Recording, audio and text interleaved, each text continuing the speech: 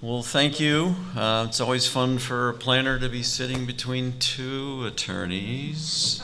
Anyway, glad to be here. Let's see, I was going to say I am a consultant. I mentioned that earlier, and there was some sort of rumor about a hardworking farm animal also. But I was going to tell you that, when I do my resume, that wasn't the joke. I include all of my merit badges on the resume, and I don't have one for farm animal raising or whatever that one was. Anyway, there you go. Hopefully this is an interesting topic for everybody. There's been a lot of concerns about accessory dwelling units and STRs. Todd was telling me of some kind of disease he has. Not real sure about that, but apparently that's a problem in the state. I have done a few of these discussions before, mostly about ADUs, and tried to think through a few things that we might want to talk about. State law keeps changing on ADUs. State law keeps changing. Is that a principle, or I'm not sure. Anyway, it seems to be. And SDR has always been a very hot topic in many of our communities. We're going to hope to provide a foundation for you here this afternoon, understand how you can address those in an ordinance, the basics. We've got a little outline of possible ordinance for you. I do have real brief discussions from a couple communities that have had ADUs for a long time, very long time, one of the communities. And the other community that John and I work with over here took like a year and a half to do an ADU ordinance, so that can be kind of fun. Anyway, we're going to look at the pros and cons and tie that together with STRs. Everybody know what an STR is? Besides the disease? Okay, maybe it is a disease, yes. Short-term rentals, how do we deal with that? So with that, I'm going to push the button and slide that over. All right, well, thank you, everyone. I have not had John's experience of giving a bunch of these presentations before, but I did steal a lot of his materials, so I think we'll still be good. Okay, so we're just going to, three quick topics, what they are, pros and cons, and state law. So we're going to start out, this is the statutory definition. So we have a habitable living unit. So that's the first thing, is it's not just a kitchenette. It has all the elements of the living unit. So it's it has to have the kitchen, a bathroom, and a sleeping area. So we have the full living unit. So we have kind of three ways that it can be. So it can be added to an existing home, it can be created within, or it can be detached from, and it's a primary single-family dwelling. So again, detached in every place? Or detached. Or detached, and that's everywhere, it can be detached? Every city is meant, that's part of the legislation? No, sorry. This is our definition of generally of just what an ADU is. So yeah, and that is not what's required everywhere. And then it's contained on a single lot, so you don't have multiple lots here. So this is just a few depictions. So here we have kind of a full detached, there it's attached. This could be a converted garage where it's interior. You could have a space above a garage. You can have your basement. Here's kind of a different just visual of how to see that is you have, if it's interior, you can see the blue spaces are kind of where those ADUs could be. If it's an addition, that's how it could look, or if it's completely detached. And then we'll just look at a few visuals. So this would be above a garage, but detached. There's just a converted garage, also detached. Why is this flipping through fast? Sorry, I don't know what's going on. And again, a detached. I was looking for some pictures of just the basement units, but they don't show really. You can't really tell that they're there. So I did like this visual because it kind of shows all of the different places within your existing neighborhood that ADUs can exist. They're also known by a lot of different names. You can have, I mean, your typical, you see mother-in-law or your cottage house. This phrasing can be helpful to you maybe in education and promotion if you're wanting to help people understand. It doesn't have to seem as scary maybe as an accessory dwelling unit if you use some other language for it. All right, so we are going to start with the pros. So first of all, if you have a home and you add an ADU, it can provide some rental income. Costs are up all over the place, and so that can be helpful. Affordability, the units themselves are really affordable. So you have people who might not be able to live in a typical single-family neighborhood, and they could afford it. So it's good for some low and moderate income families. It also can have family members living together in the same space, you know, the typical idea of the mother-in-law, or you have a caregiver who can live close by but still have their own space. Younger residents, younger generations we found are actually preferring smaller spaces. They don't want big rambling houses. So this again it gives them a way to live in a typical traditional single-family neighborhood with a smaller space. It can also help older residents to stay in their home. They don't have to keep all of their home. They can live in a portion of it. This is also, you have a little more density, so you're having more people living in close relation to shops and other industry. Because they're smaller and you're working within a lot of times existing footprints, you have lower carbon emissions for ADUs as compared to single-family homes. My site down here is just where I got a lot of this information if anybody wanted to look that up, but I'm going to continue on a few more pros because I do think there are a lot. You're increasing your housing supply. I know this is one of the big reasons that the legislature took this on is that we have a housing shortage here in Utah, and this is really a way we can use our existing supply to expand how many people we can house. And another benefit here is like that image I showed you where it just blends in with the existing neighborhood. It doesn't change the look of it at all. It can look like just your typical single-family neighborhood. You also don't need additional infrastructure. No new utilities have to be run. You have them already. You connect to the existing utilities that are there for the single-family home. And by allowing this, it can also be a little bit easier than doing major zoning changes like increasing density significantly. Why did that go off? It has nothing to do with this. Oh, okay. I think it's that. Oh, all right. It can also increase property values for people who are living in their homes if they have that separate unit. There are some cons. So parking, additional vehicles, traffic, that can be a concern. Having an accessory dwelling unit is frequently associated with having it be rented out, and we'll talk a little bit more about that later. And then just zoning enforcement, that's harder to tell who's complying and what's going on with properties a little bit when it's like this.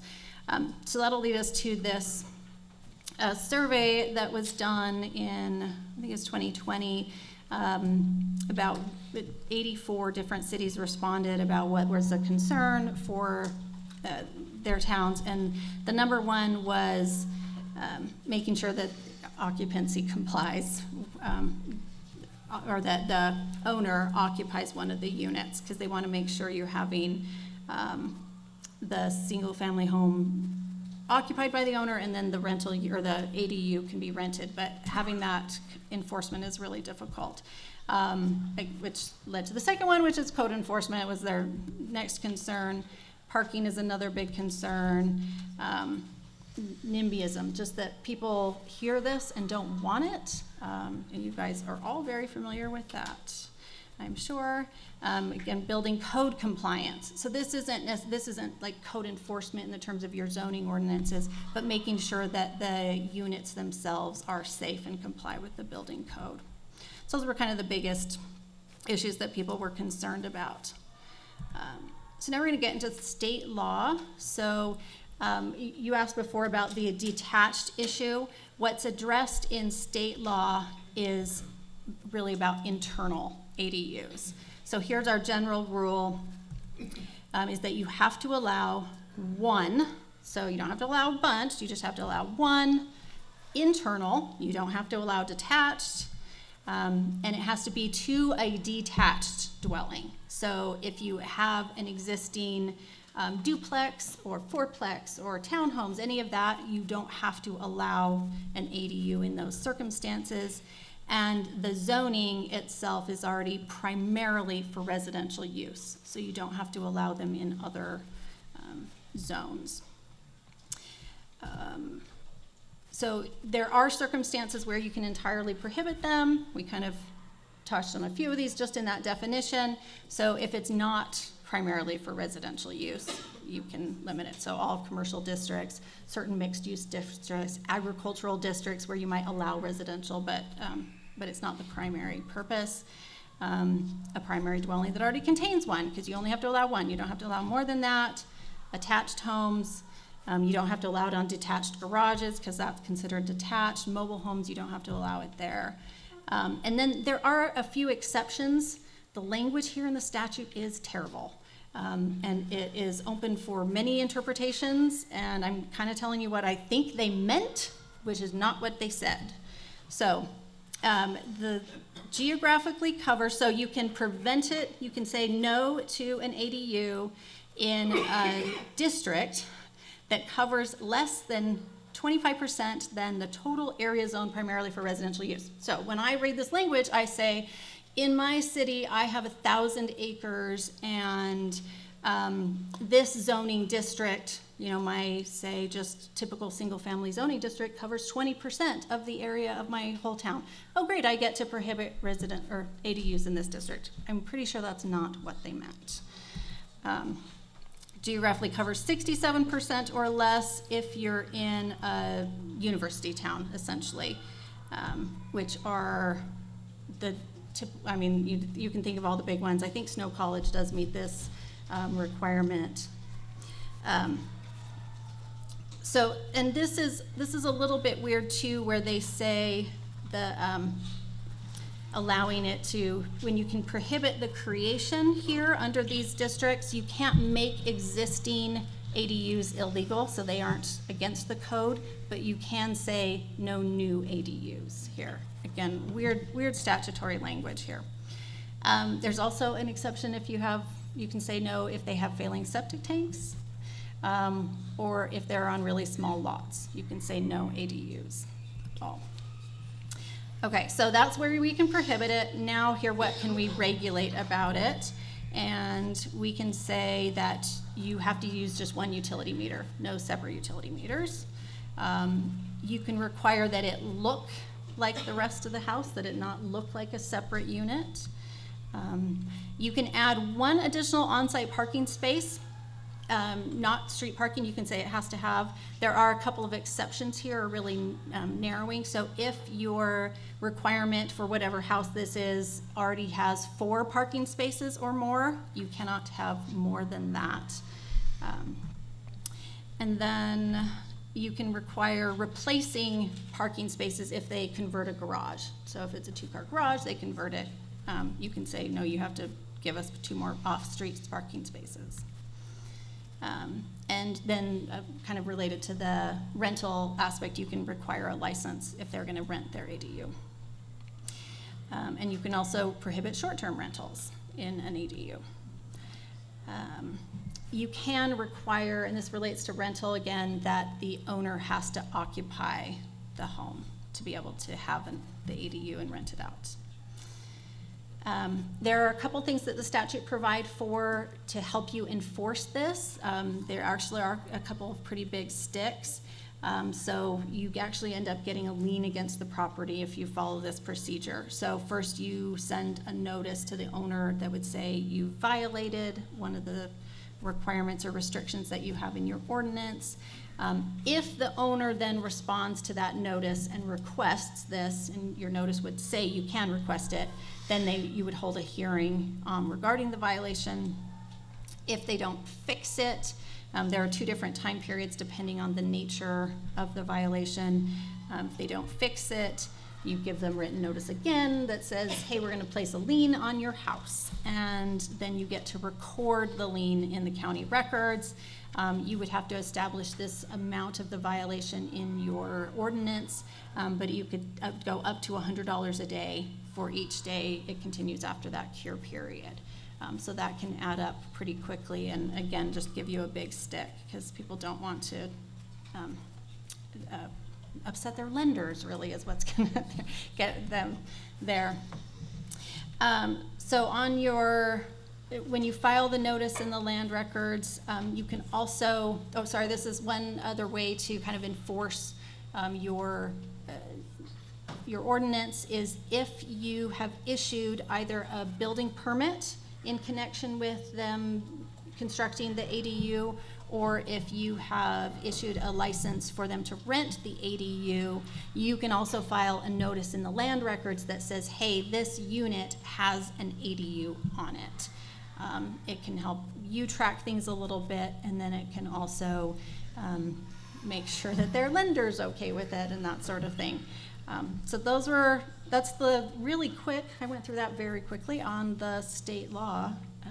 And I think we're going to save questions to the end, or do we want, okay? Yeah, Maybe. I think that's right. See how it goes. Okay. All right. I think I got 1 or 2 beforehand. Yeah, I thought we'd just discuss a couple of the bigger issues, and some of those have been discussed today, so we can do this fairly quickly too.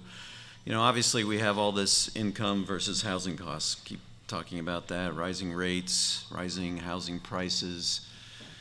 I have a planner friend that has an ADU over his garage, and unfortunately he has kind of moved around job-wise. That's a polite way of saying occasionally lost his job, and he really relied on that income from the ADU in his shorter times. How's that? Very important aspect, I think, of these, that they really can help people out with those mortgages and get you into housing. That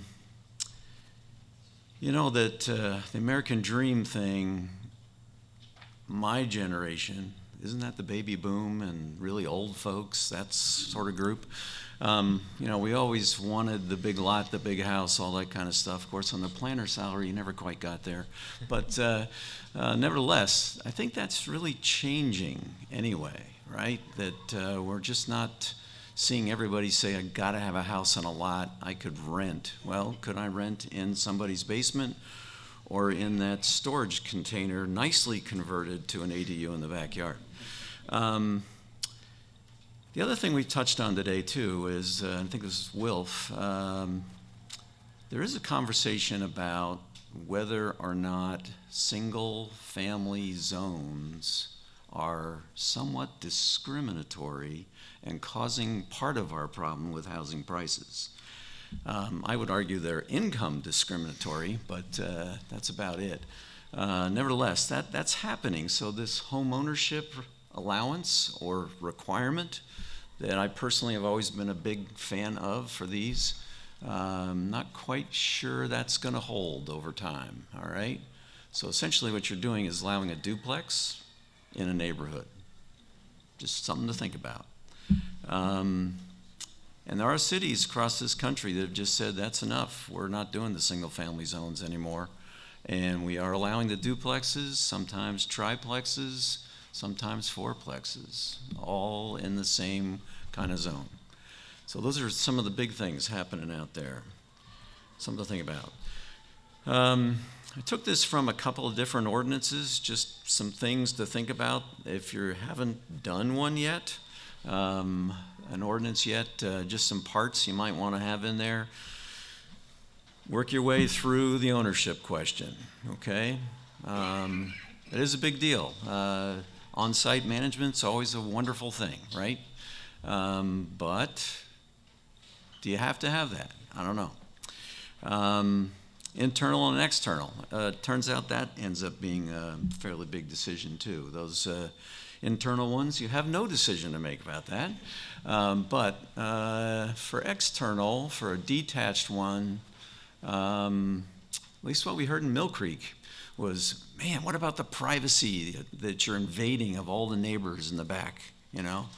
That detached ADU can look into my yard. Oh, no. And where are you going to park all those people? There's going to be 20 people back there. Anyway, so the detached one, I think, is tougher, discussion-wise. Size, not really an issue anymore. Appearance, certainly can match the, what do we call that? The pink crystals or something from an earlier session for the existing home, but that's about it. You can do some kind of design function for the detached, right? You may not want to allow the storage container one unless they do a lot of nice things to it. So, I have to just recall, on my way down here, I saw a storage unit complex that was 100% storage containers. And I thought, wow, that was a cool idea. Sure is ugly. Anyway, parking, it seems like you can really only require one. Are you going to have detached utilities if you're going to go to a detached unit? How are you going to do the processing? At this point, the internals are permitted, which brings up a quick issue on how many have illegal ADUs in their town? Everybody's raising their hand. Okay. We had a study by Salt Lake County also that said, hey, everybody's got them a few years ago. And, because you now have state law permitting them in that home, are they now all permitted? There's a good question for you. Uh-oh, I'm between attorneys. So anyway, something to think about. I'm just going to suggest to you that maybe after a building code inspection of some sort, but I don't see how you can do that on their face because most of them aren't necessarily safe, okay? Did they put in the escape window for the bedroom? That's $2,000 to $4,000. Did they actually do that? Do they have the access to their circuit breaker panel? Do they have all these other things that the building code would require? Impact fees, another one. We alluded to that today too. Is this another unit, or is this just a bigger family in the house? I think it's a good question. If you're trying to encourage affordable housing, which is what the state law is trying to do, I'd say so long to the impact fee there. But some communities want to charge for those. And I had that illegal one there. I have a bunch of slides that talk about each of those, but I'm not going to do that.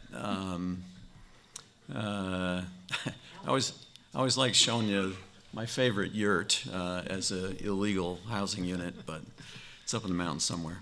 Okay, and I'm not going to do that one. I was just going to touch on some of the things you typically hear, and I think you got at some of those, Melanie, but parking and traffic is what you hear in these discussions. Everybody else in the neighborhood thinks it's going to hurt everything.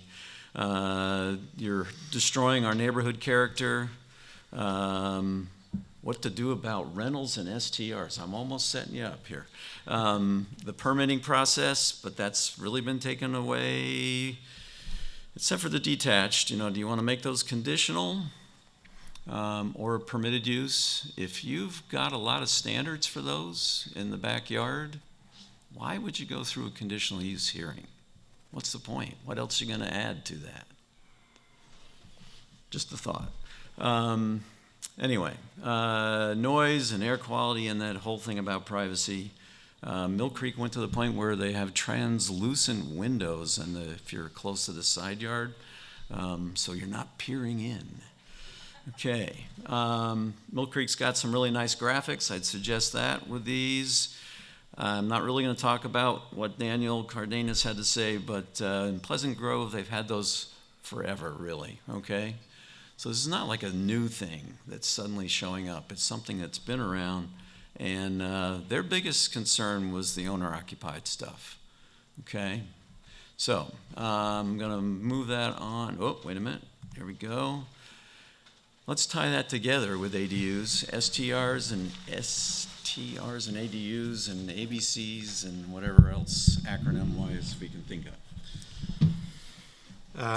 John and I were talking about acronyms, and probably a better acronym for ADUs are accessory duplex units and short-term rentals. I always was interested in why they chose that acronym, and maybe it's because short-term dwellings wouldn't work as an acronym, but I wasn't sure. So my name's Todd Sharon. I'm the Harriman City Attorney. And if you haven't heard about Harriman, it's probably because it's one of the new cities that have exploded in growth. 15 years ago, we had about 20,000 residents, and now we're around 60,000, projected to be about between 120 and 150. We have Olympia, which was originally in Salt Lake County, that got annexed in, and we're starting to see plats for that. The purpose of this presentation is to go over some of the issues that are driving the discussions on short-term rentals, as well as look at what local laws require, both in Utah code, case law, and then last thing we'll talk about is what you can do to promote, discourage, and manage STRs in your community. And if you didn't know anything about Harriman, you will know this. If you've ever seen the movie Up, or any of your kids or grandkids, a resident in Harriman built the Up House, and you can go by it. It's really cool during Halloween, which was when this picture was taken. So just Google it and you'll find it, and that's where your Harriman is. So short-term rentals have become a thing. When you look at before 2007, we kind of knew what they were, but they were referred to as vacation rentals. And then 2008 happened, the birth of Airbnb, which I don't know if you know anything about that story, but it was two guys that were in a unit, and they thought of this idea of, I want to throw a mattress on the ground and offer it as a bed and breakfast, but they needed a platform in order to do it, and that's how the idea came for Airbnb. When you think of short-term rentals, you often think of something like this, a house in Park City, or a guest house in Heber. But there are some unique ones out there. There's a mud hut in Moab that you can just go on Airbnb's website or VRBO's and you'll see this one. A teepee in Hannah, an Airstream trailer in Levin, and then my favorite, Bilbo Baggins' house from Lord of the Rings in Cedar City as a detached ADU. And then, yes, Harriman has a barn that you can sleep in if you want to. The benefits of short-term rentals. How many of you have stayed in a short-term rental by the raise of hands? Pretty much everyone. How many of you have stayed in a short-term rental in Utah? Raise your hand. Okay, majority of you, easily. I think there's a lot of reasons why we want to stay in short-term rentals. One of it being, I don't want to stay in a hotel. And so the other option is I can stay in someone's house or someone's basement or someone's room and have a different type of an experience. This is particularly important when you have like family gatherings and you don't want to get 4 different hotels that don't have any cooking facilities. So that way you can gather as a family and have that type of experience. And what happens when hotels are full? I grew up here in St. George, and there's a season and different events that you can't find a hotel. So what do you do in that scenario? You go to Airbnb and you look at what's on available. One of the other big things is price. This was just I looked at Park City and I went to Expedia and I found the cheapest one-bedroom condo, and it was $404. And this was just, I picked a day. And then I went to Airbnb, found a one-bedroom, essentially like what you'd get from the hotel lodge, and $261. So it's quite a bit difference. You can definitely go up from that depending on what you're looking for. Some of the other benefits are you get to meet people. People come in and out of your community. And with people coming in and out of your community, you look at money. And this is multifaceted. The homeowner can get extra money. Your community can get extra money from tourism. And the municipality or county can get extra money from the transit room tax, TRT. Also can bring some really cool developments, depending on if the developer wants to provide short-term rentals and they have a big plan, they can offer it as a part of the master plan community. And with that, you can, as a municipality, you can negotiate on, well, if you offer short-term rentals, then maybe we can do this and have a X, Y, and Z list. What are the issues with short-term rentals? And I think this is where you see all the headlines. And these are all pulled, I think, within the last year. There was one that came out yesterday on short-term rentals. They're a problem in the community. And a lot of communities are wanting to regulate them and want to do something about it and maybe not know what to do.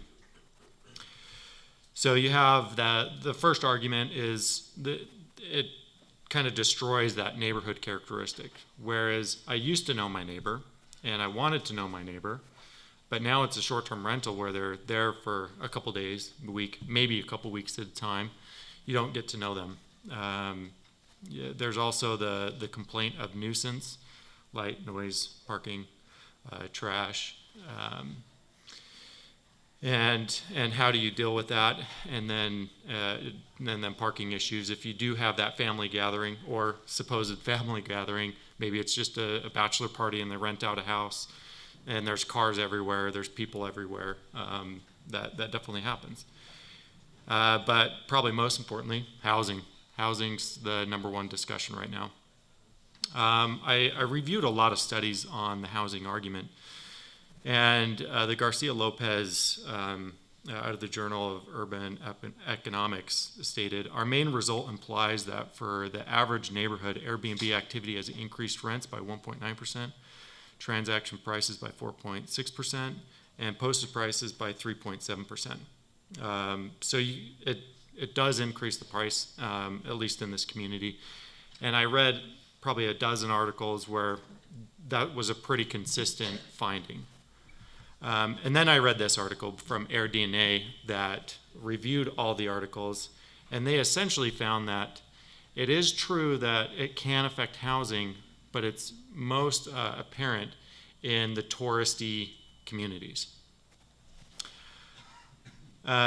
Short-term rentals, this is a graph from the Kim Gardner Institute. They did a study. I believe the league asked them to do a study, and they wanted to know what do short-term rentals look like here in Utah. So if you look at this graph, and they have some other information, there's about 19,000 short-term rentals here in Utah. And short-term rentals, surprisingly, only take up 1.6% of the housing units in Utah.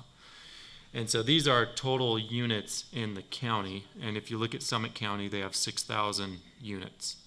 And then if you look at Salt Lake County has quite a bit, 3,000 units.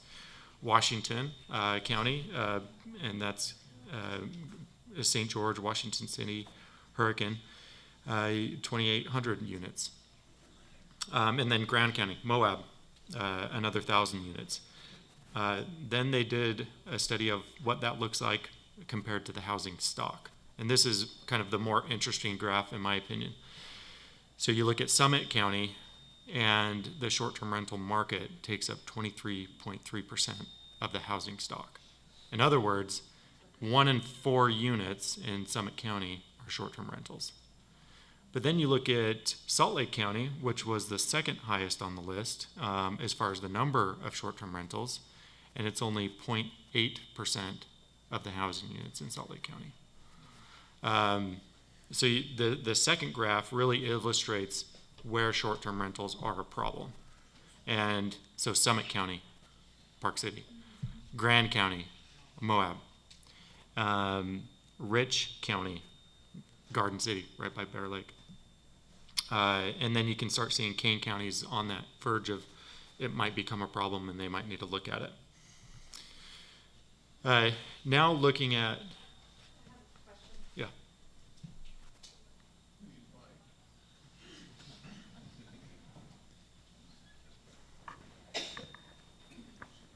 Is that graph based off just single-family homes, or is it based off of also apartments?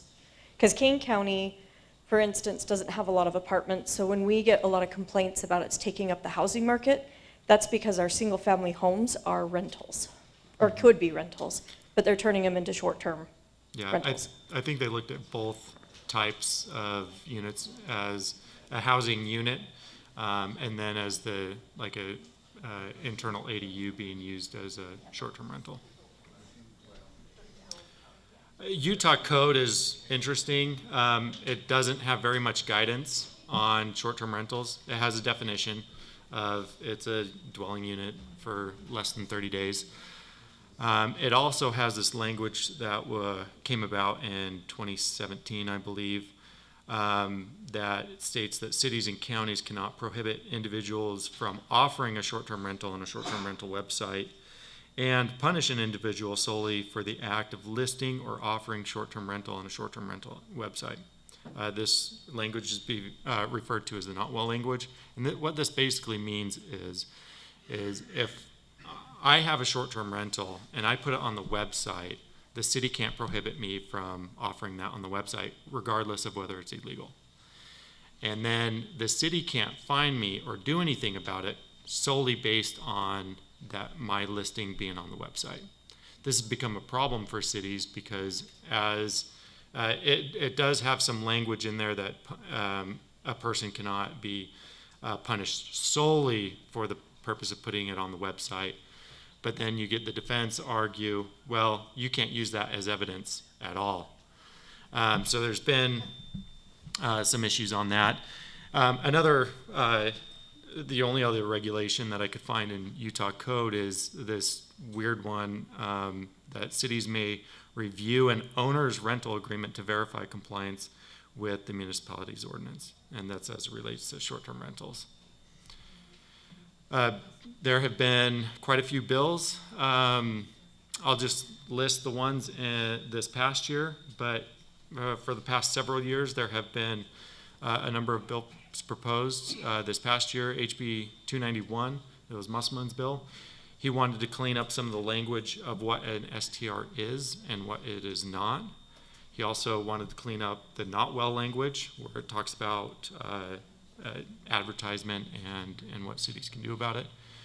Requires owners to disclose tax numbers on listings, and it created a voluntary pilot program, and if you utilized, would give amnesty to the illegal units. This did not pass, but the pilot program was interesting because if a city did accept this was voluntary, cities didn't have to do it, but if they wanted to, they would legalize all the illegal units, and then they could get a higher transit room tax. But then there was a couple conditions that were attached to it, such as you had to offer, originally you had to offer 80% of your residential units as short-term rentals, and then that got pared down to 20 because 80 was way too high of a percentage of residential units. But ultimately, that one went pretty far in the session, and then it dropped off towards the end. HB 496 was Benion's bill. This is the exact opposite idea of Musselman's bill. It also defined short-term rentals, but it required municipalities and counties that did allow short-term rentals in the community to adopt additional regulation. In other words, the legislature was not happy with some cities being lenient on their short-term rentals in their ordinance, and they wanted more regulation. So this would require owners to obtain a permit, which I don't think is an issue, and most cities do require it. It required owners to attend a class. It required a restriction of number of people in the home, and it established safety requirements for short-term rentals. It also, if you lived within past 60 miles of your short-term rental, you had to have a local contact. Some cities have that in their ordinance, some don't. That did not pass. That one didn't go anywhere, but it was each session that I've seen in the last couple of years, you see these opposing bills. One for leniency and one for more strict standards. So I think it's a fight each year, and I think it's kind of a fight internally because on one hand, we love short-term rentals. We all have been there essentially, but on the other hand, what is that doing to our community? What are some tools? And I think it's a balancing act, and I think this is going to vary from municipality to municipality. But before we get into that, let's say your municipality doesn't have an ordinance, and someone wants to offer a short-term rental. I got this question asked quite a few times when I was at Bluffdale, and Bluffdale didn't have a code on it. So can they legally operate a short-term rental in their city? And the answer is, the normal attorney answer, it depends. And I'll give you a couple examples of why it depends. When you look at Brown versus Sandy City, which was discussed yesterday a little bit, Sandy did not have a code that plainly restricted short-term rentals. And so the court found that short-term rentals were allowed because it wasn't plainly restrictive. The city's argument was that, well, there's a couple arguments. Is one, it didn't meet the definition of a single-family dwelling, and the court said, well, that's easy. It is a dwelling. It is, single families are using it, so therefore it's met. The other argument was in their purpose section that the purpose of residential zones was to promote the residential characteristics, that sort of thing. And they said, look, that's a reason why it's against the ordinance, is because we're pointing to the whole purpose of a residential. And they said that doesn't meet the strict standards of, if you want to regulate it, you need to spell it out. But then you get South Weber versus Cobblestone. The code did not plainly restrict, it didn't mention short-term rentals. But they did have a prohibited list within the definition of single-family dwelling. And one of those was lodging. And they said this is basically lodging when you look at the definition of what lodging is. And so in that case, short-term rentals were not allowed. And that was just this past year. Then the ombudsman had a couple opinions come out just in June, both out of Washington County here. They were up in Pine Valley, which if you've never been up there, you should. It's a beautiful area. And the ombudsman opinion was the code did not plainly restrict under county ordinances, and it was not like the definition of a bed and breakfast. And it was kind of a funny discussion in there, because the county's like, well, it's Airbnb. It's an air bed and breakfast. And bed and breakfast was in the prohibited, well, it's a conditional use section. So therefore, and they didn't apply for conditional use. And, but when you actually looked at the definition of bed and breakfast and lodging, it really didn't fit. So the ombudsman said short-term rentals allowed. And these were all, they weren't in the code, or the code changed, and this goes to legal nonconforming, or the grandfathering, as we commonly refer to it. How am I doing with that? Okay, so if you don't have any regulations in your code, then the city should consider passing a temporary land use regulation. You might have heard this as a moratorium. This allows cities to put a pause on any applications coming forward. They can do some time to research it. The moratorium doesn't have to go through the normal process as far as planning commission first, public hearings, all that. You would need to if you do enact regulations, but it does put that pause on it. That pause cannot exceed 6 months. And that will give you time, your staff time, your developers time to come up with what you think appropriate regulations are, and then put those regulations into enactment. The options for regulating it are zoning. There's a presumption that your zoning ordinances are valid. You are authorized to enact zoning regulations. It's a legitimate purpose to preserve single-family areas. You can also do permitting. So this is like your business licensing. You can regulate businesses within your city, and those you can charge a fee for that. So those are two options that you have. You can do both of them. From what I've seen is a lot of cities do allow for both. They have the zoning side, and then they have the permitting side to kind of keep track of everything, as well as check up on everything once a year, every other year. So things that you need to think about are, what type of community do you have? Is it rural, suburban, metro is a destination town. Do you want more people visiting your community? Some of the smaller communities, from what I hear, they might want more people there because then it drives people to spend money, and that money helps those residents that are there. Do you have appropriate resources like staffing, enforcement? Those are always hard things with short-term rentals as well as ADUs. And then what's your ideology as it relates to property rights? What does your general plan say? Let's pull that out. We have to update it every so often. Does it have a section on short-term rentals and tourism and driving business and that sort of thing? Cheshire Cat said, if you don't know where you're going, any road will get you there. And I think that's we need to think about the policies behind why we're wanting to put these regulations in place, because if you don't, then you don't know what you're really getting into. So I thought of a couple things that might be of interest depending on your community. One policy, if it's for a struggling community, the community has a lot of tourists and not very many housing units, and those housing units are not affordable, such as Park City and Moab. You could have a policy that states, we don't want short-term rentals. And that would be a legitimate purpose, and you could put that in your code, and you can have that regulation. And then you can have some policy considerations. We don't have housing stock.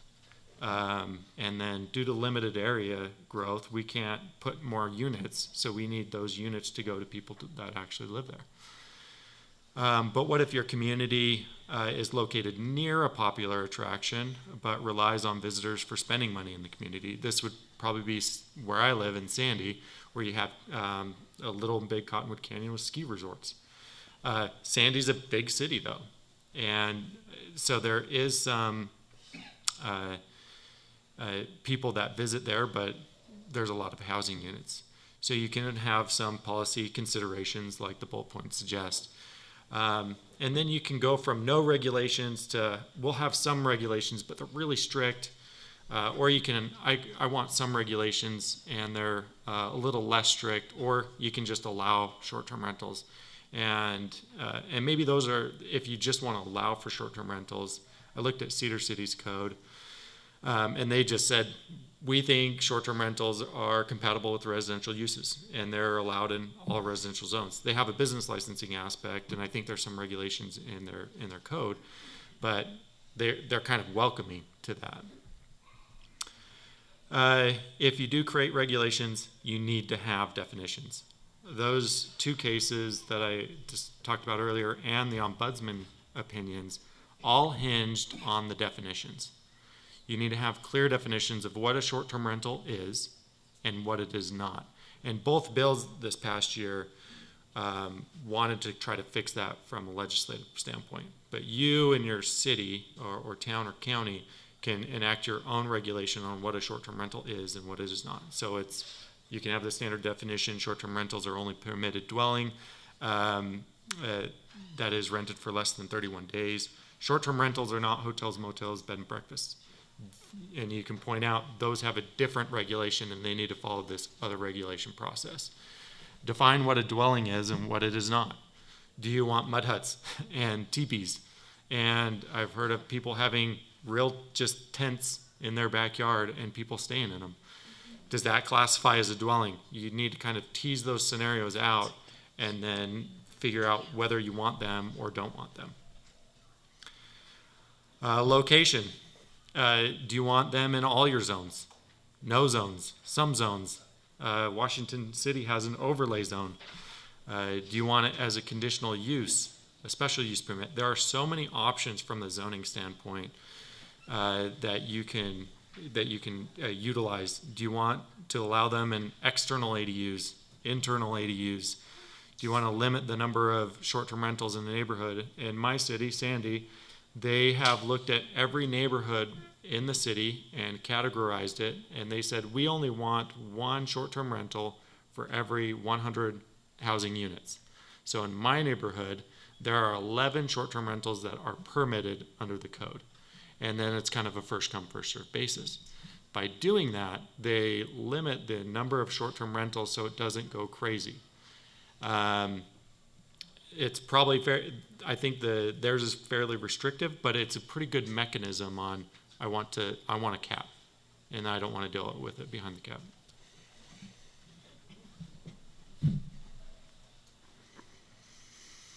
How's that model not infringement on property rights if you have somebody in the exact same zone getting different preferential treatment versus those that don't have, does that make sense? Yeah. Case law indicates that that wouldn't be a problem.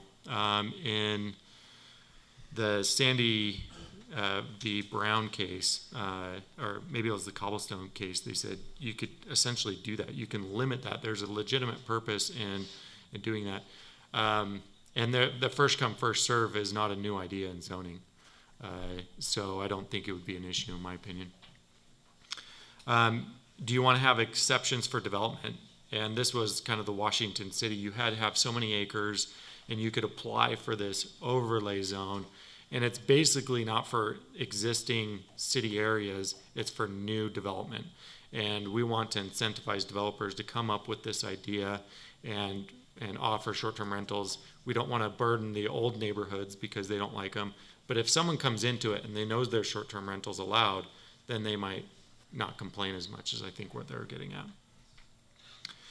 Other regulations that you might want to consider is parking and having parking standards, noise, just having and this could follow your nuisance ordinance, property maintenance, making sure that it doesn't become a problem. It seems like most short-term rentals don't have problems with their property maintenance because their people want, the people that own it want people to visit, and if it doesn't look nice, then they're not going to get people there, or they're going to get bad reviews and deter people that way.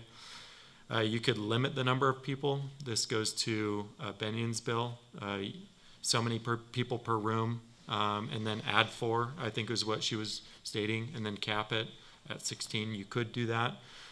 That might be problematic for some of the bigger homes. If you do have a limited number of people, I would caution if you're trying to define between family and non-family. I think there's constitutional issues there. I've seen some communities have that. Owner occupancy, which was brought up. So just this past year in the Fifth Circuit, there was an opinion that came out regarding the city of New Orleans. They had a restriction on owner occupancy. In other words, you could not, if you weren't owner occupied, you could not have a short-term rental. The Fifth Circuit found that violated the Dormant Commerce Clause, and it affected out-of-state investors from buying the property and offering it as a short-term rental. And so I think there can definitely be issues with owner occupancy in your code. And I would work with your legal counsel on if you do want to put that, full well that that's, at least in the Fifth Circuit, that's a very legitimate argument. And how does that go with accessory dwelling units, which is in code? There was a case back in 2015, the Anderson v. Provo City, that talked about owner occupancy and said that that was a valid reason in your city to have that regulation. But that wasn't an analysis on the Dormant Commerce Clause. So I think there's issues there. And I would definitely make sure that you're cross-referencing your business licensing section to your zoning section. Here's a list of, if you're going to have a permit, some things that you can put in your language. I think the biggest thing is making sure you know what the enforcement and penalties are, reasons for revoking a permit, the length of the license as far as renewals, and then the appeal language. I think often cities don't have that clear. And then the last question is, what is your philosophy on government land use regulations? I don't want to ask developers, and I don't want to ask cities, because it seems like they're on maybe opposite ends a little bit. But I think oftentimes when you look at short-term rentals, where do they fall? No regulation, heavy regulation, typically in the middle, in the sweet spot. And I think that's true for most land use regulations. There's my contact information if you have questions.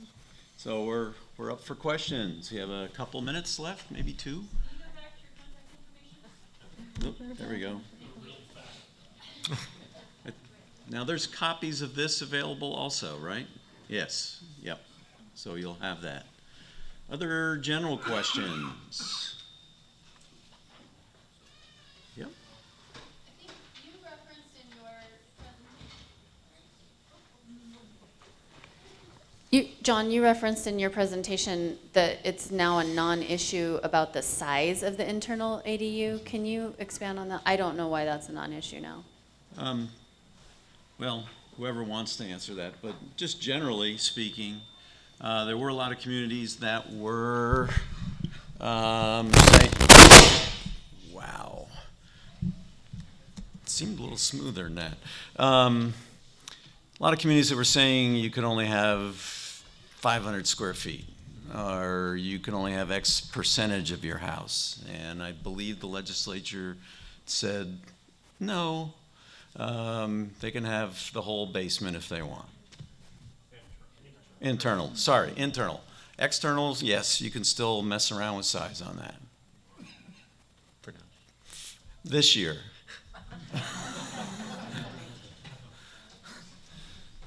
So, any other thoughts? Yep.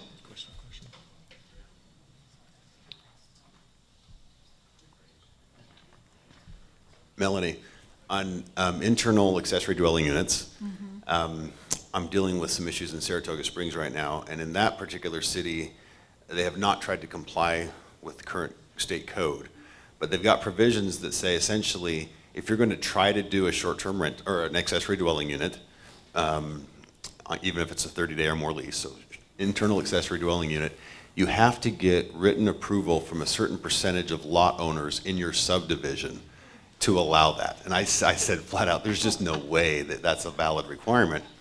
And I'm curious if you've seen something like that. I mean, the state code doesn't prohibit that kind of regulation expressly, but it does impose certain restrictions that it seems to me you can't go beyond that as a city and require your neighbors Yeah, to get 67% approval I for would say internal dwelling absolutely units. not. Under the way the state statute is written, it says internal accessory dwelling units are allowed, and you can only regulate them in these ways, and then it lists the ways. So it doesn't say you can require neighborhood approval or anything like that. So if their, whatever regulation they want to adopt isn't within the 6 things that we talked about today, Then it's then you hands-off. can't do it, yeah. I agree.